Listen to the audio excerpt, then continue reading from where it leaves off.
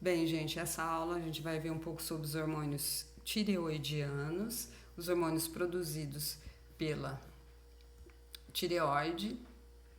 E aqui nós vamos ver uma figura com a representação da tireoide. A tireoide ela é bilateral, possui no centro uma estrutura chamada istmo e se localiza abaixo da laringe.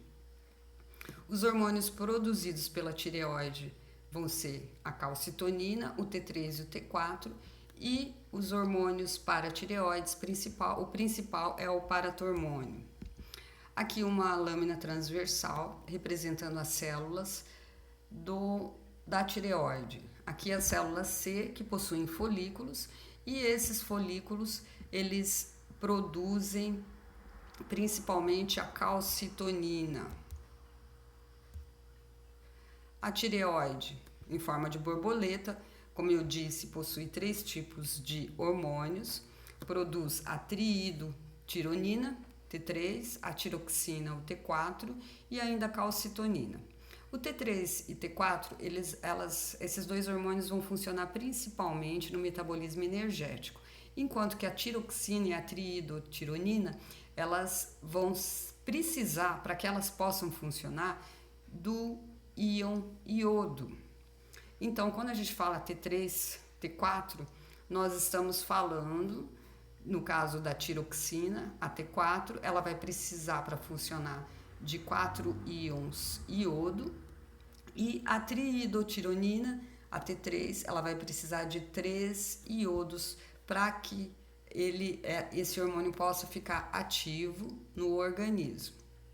Então, aqui como que funciona fisiologicamente a função da tireoide e da paratireoide. As duas funcionam simultaneamente. Então, por exemplo, se você tiver uma diminuição de cálcio no sangue e o aumento do íon cálcio tiver maior lá no osso, o que vai acontecer? Nós vamos ter uma disposição maior de calcitonina, essa calcitonina vai aumentar o cálcio sanguíneo e assim fazer com que o osso entre em homeostasia, diminua a quantidade de íons.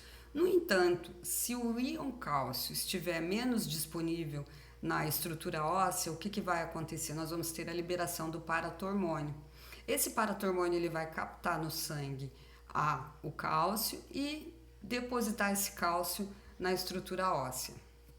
O hormônio estimulante da tireoide, como a gente já falou, a tireotrofina, o hormônio tireoide estimulante ou hormônio estimulante da tireoide, ele vai ter como os principais o T3 e o T4, que a gente já falou. Então, se houver a diminuição do TSH, nós vamos ter o hipotireoidismo.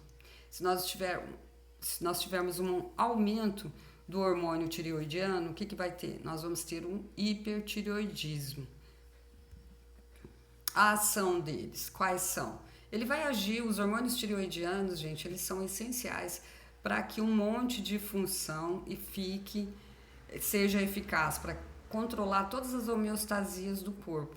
Então, como é essencial, também, se você houver algum tipo de doença, é uma doença mórbida, é uma doença que é mais grave se você tiver algum tipo de alteração desses hormônios. Por quê? Porque ele vai primeiramente agir no desenvolvimento cerebral, na maturação das células nervosas. Na hipófise vai ter um aumento da secreção de hormônio de crescimento, o GH, e do hormônio tireoidiano. No osso vai haver formação e a reabsorção óssea, como a gente viu anteriormente, em relação ao cálcio. O fígado vai produzir glicose, vai haver um aumento do acúmulo de lipogênio, ou seja, os ácidos graxos e glicerol eles vão se depositar com maior frequência. A síntese de proteínas também é uma ação dos hormônios tireoidianos. No tecido adiposo, esses hormônios vão causar lipólise, ou seja, vão quebrar a gordura, e ainda também trabalham na captação da glicose. No sistema nervoso simpático, eles vão ser responsáveis por ativar os receptores beta-adrenérgicos.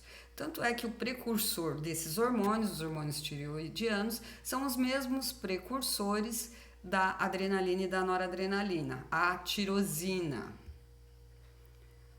O aumento do hormônio tireoidiano no adulto, o que vai acontecer? Vai aumentar o consumo de oxigênio, se houver o hipertireoidismo, aumento da produção de calor, aumento da reserva energética, vai haver perda de peso considerável, perda de cálcio no osso, então o paciente vai ter osteopenia e ainda fraqueza músculo-esquelética.